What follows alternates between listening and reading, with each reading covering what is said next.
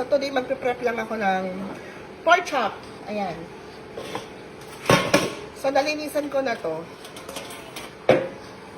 Nalinisan ko na to. Tinanggalan ko lang siya ng balat. Ang gagawin ko lang dito sa mga pork chops na to. Kasi wala dito yung ano ko eh. Yung pandikdik.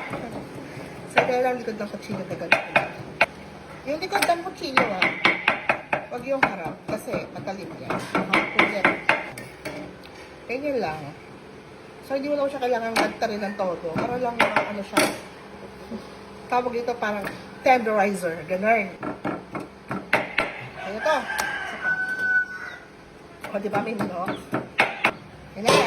Saan na? 5 pork chops. Ayan. Naano ko na. So, ayan. Medyo hindi na ito masyadong maliwanag, ha? Hindi na ako mukhang aparisyon. Ayan.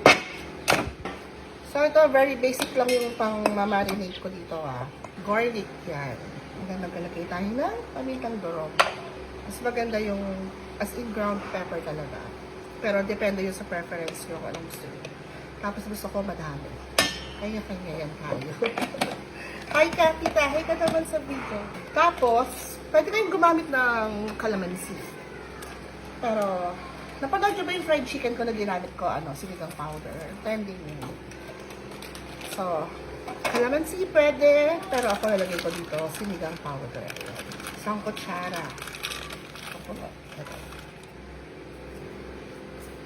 Para naman hindi masyadong maasim. Patis. Pwedeng asin, pwedeng patis. Itong patis na to, hindi ko alam, brand bang Ilocos to eh. Patis. 2 kutsara patis. Kunin ko tong balat ha, sasama ko sa prito mamaya eh. Ilan ang haluin ko lang. Ito lang yan mga ni.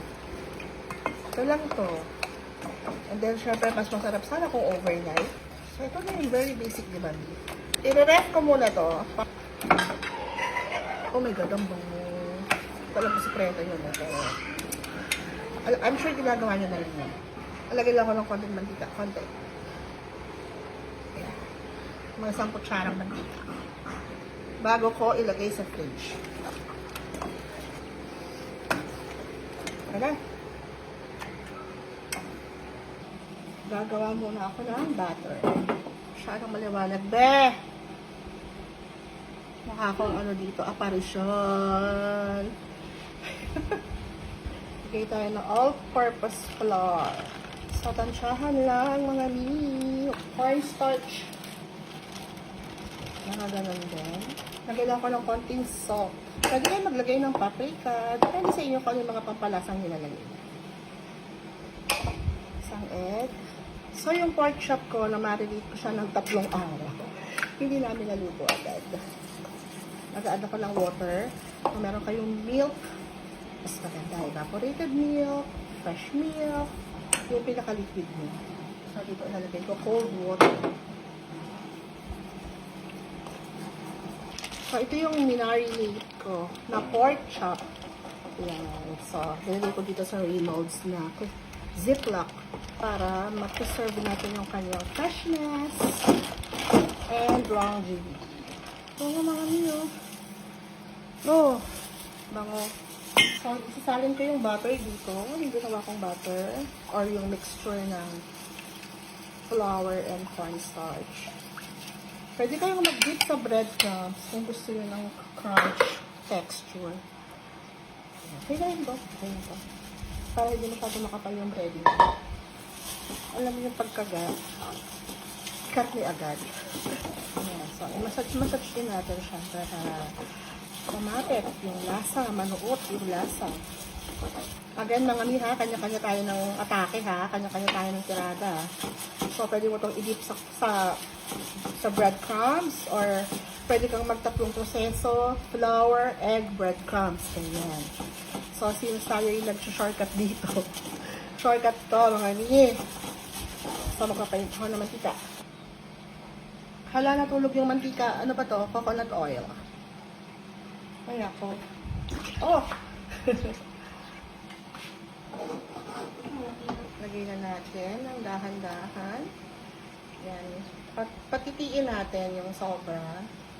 Pwede mo itong ilubog saglit sa dry na dredge nyo.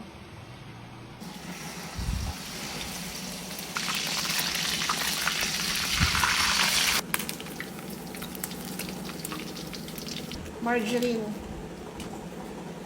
Lagyan tayo ng flour. Tatansyahin ko lang ha, siguro mga 4 tablespoons, ganyan.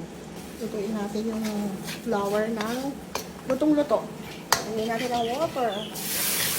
Gradually. Add more water pag kailangan. Beef cube. Isang buo. Konting soy sauce, pampakulay. Konti lang kasi maalat na yung beef cube. Eh. Pampakulay lang natin ni. Ayan. Konting pamintang durog. Paminta is life, di ba, mga ni? Okay na.